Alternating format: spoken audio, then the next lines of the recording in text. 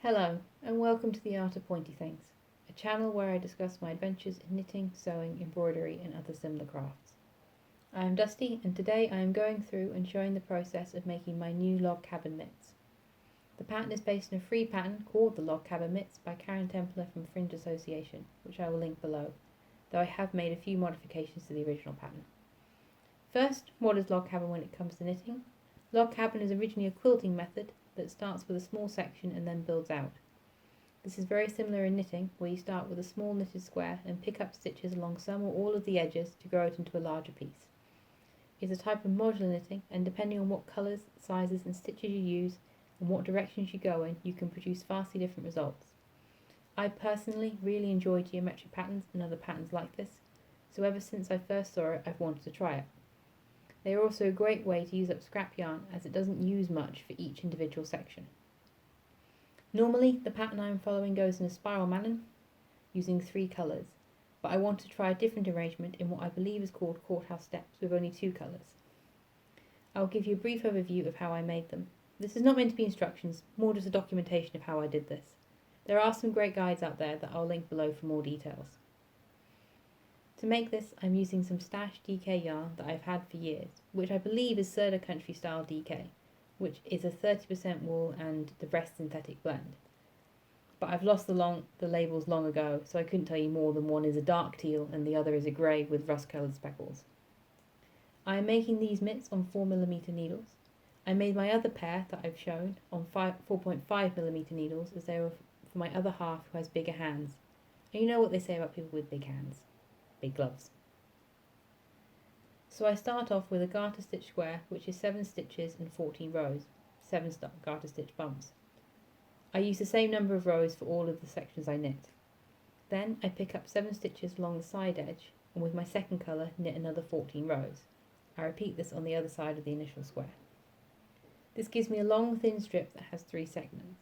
When I pick up the 21 stitches along this edge, I need to ensure that I get 7 stitches from each of the 3 segments.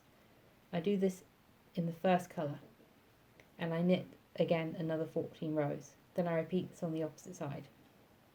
I then continue in this manner, expanding outwards with opposite sides being the same colour, until I have a square that is 35 stitches by 35 stitches, or 5 blocks by 5 blocks. The last 2 edges are not bound off, but are instead put onto scrap yarn. Then the square is blocked to get into a square shape, and I take time to ensure the small sections are even. After it's dried, it's my favourite part, sewing in all the ends. Once this is done, I use a 3 needle bind off to connect the bottom of the seam, knit in the thumb gusset, and then close the top of the seam with another 3 needle bind off. Then I make the second one. You should pay attention, because if the pattern is not symmetrical, which mine is, such as with the spiral one, then the second one should be a mirror image to make it look better as a worn pair. But as I said, mine pattern is symmetrical, so I don't need to worry about this. These are done. I've also compiled some tips for making these. So tip number 1, when picking up stitches, make sure that you pick up from the same part of every stitch for a consistent look. This is important across all the different types of edge you'll pick up on, such as the side of the block or the cast on the bind off edge. Tip number 2, when picking up stitches, especially when on a different colour, ensure that you are going in the correct direction so that the multicolour knit bumps show on the back. You can see why I did not do this on the spiral pattern pair I made. Don't worry, on the second one I did deliberately make the same error so they would match. Tip number 3, when picking up stitches, ensure that you pick up the very edge corner stitches. This will help to reduce holes. You can also leave the last bind off stitch when binding off a section, and then when you get back to that corner you can pick it up and knit 2 together to ensure that the corners are nice and tight up next to each other. Tip number 4, if you aren't following a specific pattern, I would recommend using graph paper or Excel to plot out the colours and track which order to knit the blocks in. This can make it easier to keep track of what is happening during the process. You can also use this to record the number of stitches you need to pick up on each edge.